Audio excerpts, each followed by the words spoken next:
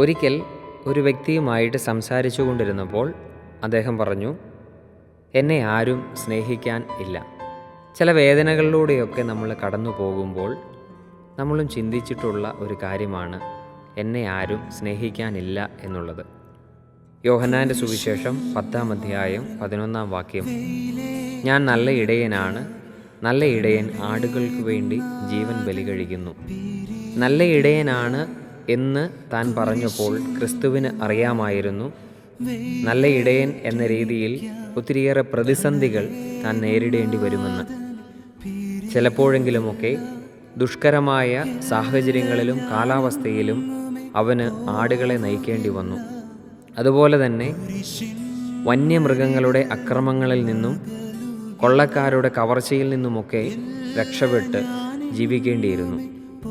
ഈ പ്രതികൂല സാഹചര്യങ്ങളിലും തൻ്റെ ആടുകളെക്കുറിച്ച് മാത്രം ചിന്തിച്ചുകൊണ്ടാണ് ഇടയൻ തൻ്റെ ജീവിതം മുന്നോട്ട് നീക്കിയിരുന്നത്.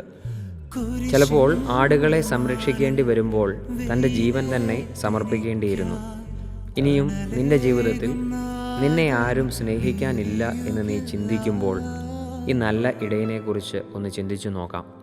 നിനക്ക് വേണ്ടി മാത്രം ജീവിതം മാറ്റിവെച്ച്, നിനക്ക് വേണ്ടിയിട്ട് പീഡകൾ സഹിച്ച്, നിനക്ക് വേണ്ടി മരിച്ച്, നിനക്ക് വേണ്ടി ഉയർപ്പിക്കപ്പെട്ട ക്രിസ്തുവിനെ നിൻ്റെ മുന്നിൽ കണ്ടുകൊണ്ട് ജീവിക്കുവാനായിട്ട് ശ്രമിക്കാം. അവൻ നമ്മെ പൂർണ്ണമായിട്ട് സ്നേഹിക്കുന്നു. തൻ്റെ മരണത്തോളം അവൻ നമ്മെ സ്നേഹിച്ചു. ദൈവം അനുഗ്രഹിക്കട്ടെ.